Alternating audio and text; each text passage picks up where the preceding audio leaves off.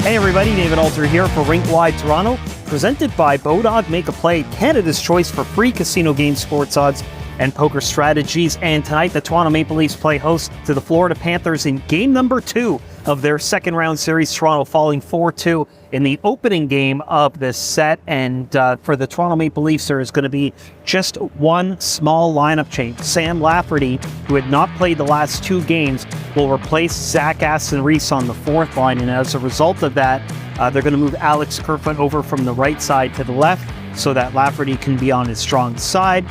He brings a speed element. Sheldon Keefe said before the game here that it was not intended that Lafferty would miss 2 games, but when they did 11-7, he was one of the 2 along with Aston-Reese. Then they went back to 12-6 for game number 1 of this series, and so he kind of got lost in the shuffle. And so really that was the only reason. They lost the game. They wanted to make some sort of subtle change on the fourth line.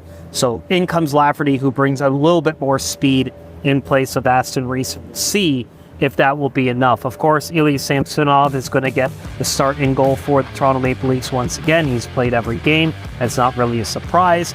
Matt Murray continues to work and become an option. It looks like he will travel with the Maple Leafs. That's not confirmed yet, but given that they are only practicing with 3 goalies here, with Eric Källgren down with the Marlies, and he is able to kind of practice with the group, it's expected that he should be able to pass some sort of a medical and then be an option to at least be down with the team for a third option or perhaps a second option behind Samsonov should the Leafs need to go in that direction. But for the Toronto Maple Leafs, it's just about trying to look more like themselves and push the pace of play. Sheldon Keefe mentioned that he liked the way his team set up on the power play, even though they didn't convert, but mentioned whether it's power play, whether it's even strength, the team has got to execute. He feels that was the big difference in game number 1. So we'll see if the stars come out for the Toronto Maple Leafs and kind of do that. On the other side, for the Florida Panthers, no changes from Paul Maurice's club, not expected, not a real surprise. That's good news for the Panthers there. But this is a former head coach of the Toronto Maple Leafs, and he was kind of fielding questions this morning about the subtle differences of this market, if it's harder with the Toronto market in terms of the pressure and all that other stuff.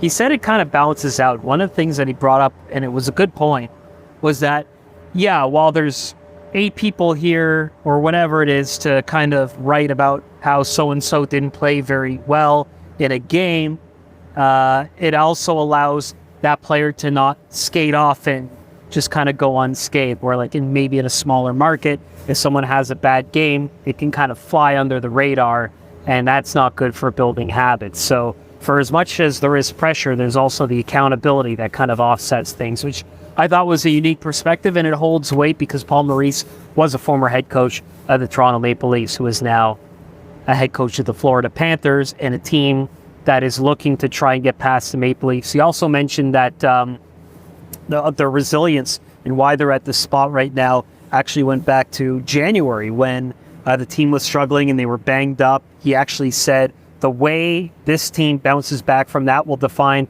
our team not just for this year, but for the next 5 years. So they're really trying to build something, and maybe unfortunate for the Maple Leafs, that could be just another step in the way they're going, but the Toronto Maple Leafs are going to try and counter that with the journey that they have been through, many years of the lack of playoff success to finally get here to round number 2 and set up for what they hope will be an evening out of this series with Florida leading 1-0. That's really the story here. Myself and Rob Wong will have your post-game show. Make sure you rate, like, and subscribe on the Rink-Wide Toronto podcast presented by Bodog. Make a Play, Canada's choice for free casino game sports odds and poker strategies. Rink-Wide Toronto, pre-game, post-game, every